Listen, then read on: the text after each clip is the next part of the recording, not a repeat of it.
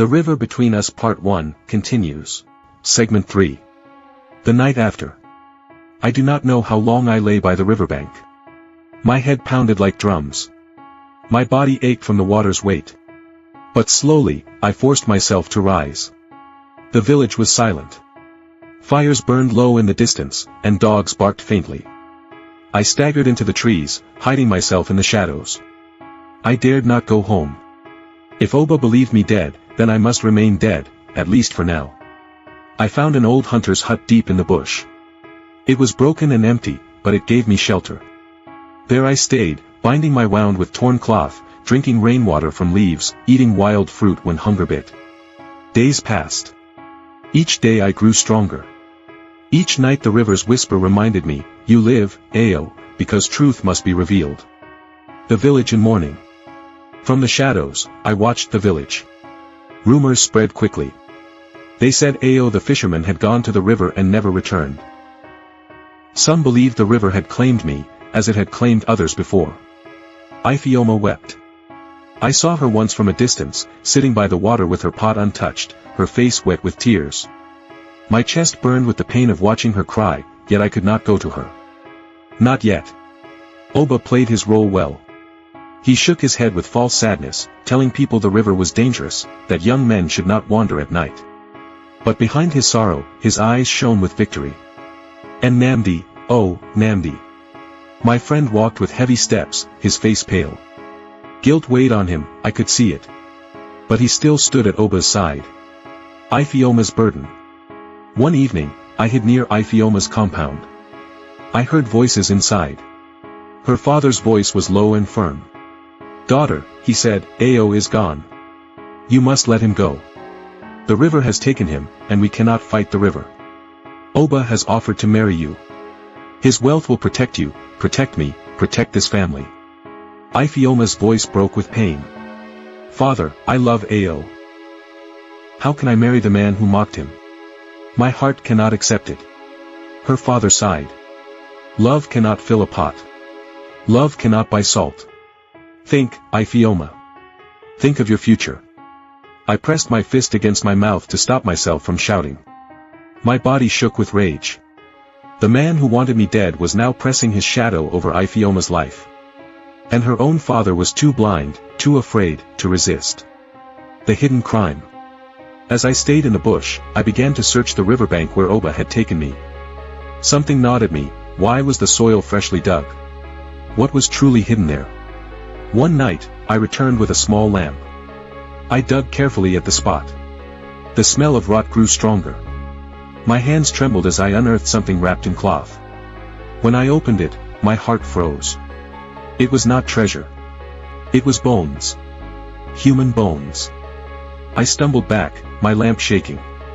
The skull stared at me with hollow eyes. The ground was not hiding gold, it was hiding the dead. Oba was not only a thief of hearts. He was a murderer. The river had tried to warn me. The whispers were not lies. Oba had been using the river to bury his secrets. The festival approaches. Our village was preparing for the river festival, a time when people danced, sang, and poured libations to thank the spirits for another season. Oba, with his wealth, became the main sponsor. He brought musicians, wine, and gifts for the elders. His name was on every tongue.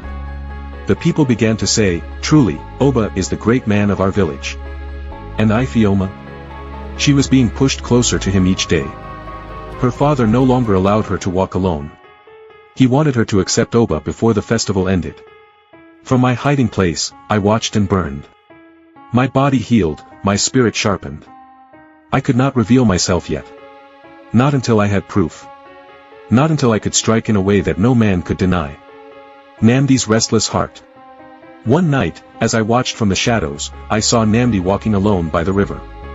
He knelt, covered his face, and shook with sobs. "Why, spirit of the river," he cried. "Why do I see his face in my sleep? Why do I hear his voice calling me brother?" My throat tightened.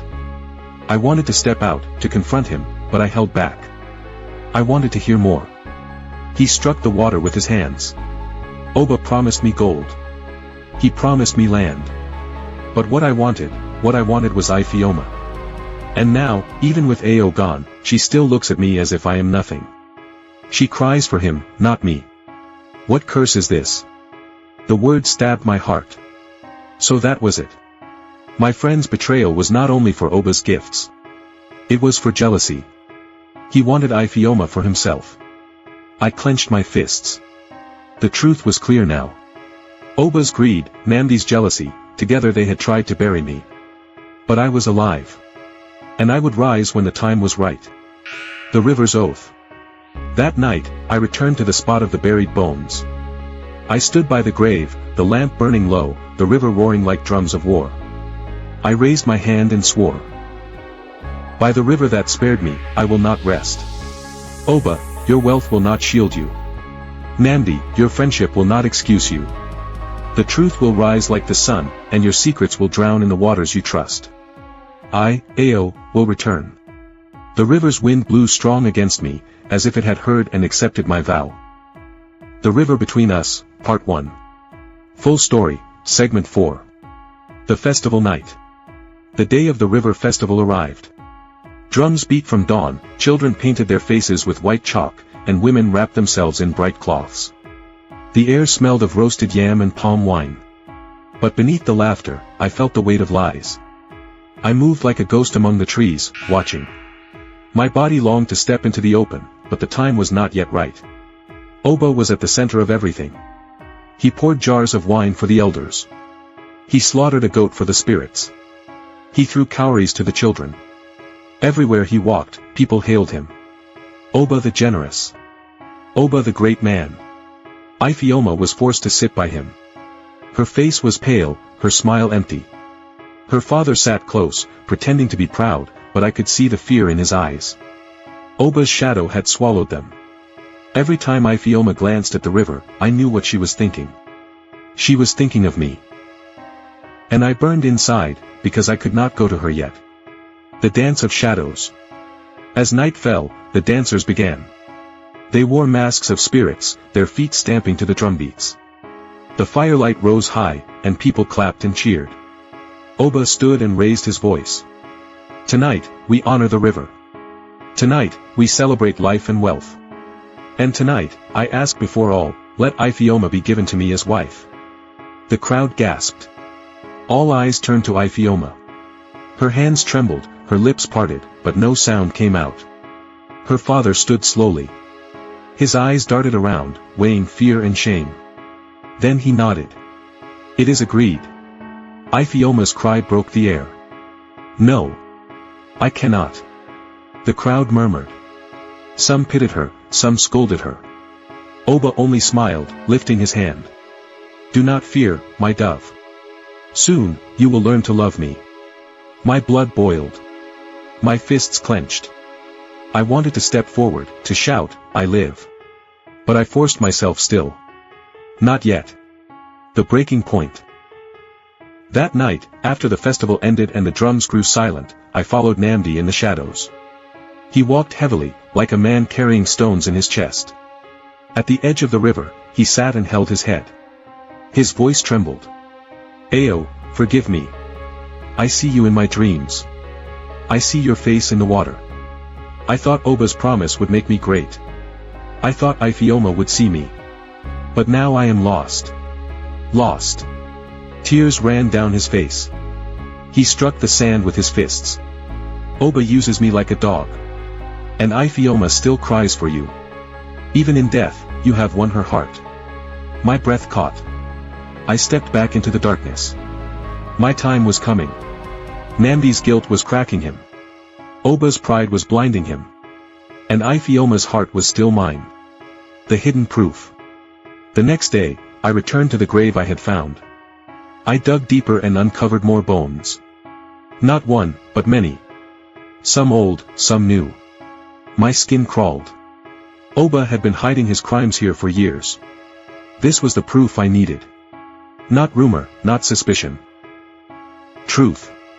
But how could I reveal it without being silenced again? Oba's wealth blinded the elders. His gifts shut their mouths. If I returned now with only words, they would call me mad. No. I had to strike at the right time. I had to bring his secret into the open, where no man could deny it. The silent plan. I began to watch closely. I studied Oba's steps, his comings and goings. I studied Nnamdi's face, his guilt eating him like fire. I planned. Slowly, carefully. The river had spared me for a reason. It had kept me alive not to hide, but to reveal. And when I revealed myself, it would shake the village to its roots. Ifeoma would know I lived. Oba would face the truth. Nnamdi would meet his betrayal. The time was near. The hook. On the 7th night after the festival, Oba walked again to the river, carrying a jar and a spade. He thought no one watched. But I was there. Hidden in the trees, I followed him. My breath was steady, my heart beating like drums. Oba knelt by the grave, muttering words I could not hear. He dug, then poured something into the earth. His hand trembled, his eyes wild. I stepped closer, silent as the night. And I whispered to the river in my heart, now begins the end. This is end of part 1. Please like and subscribe for part 2.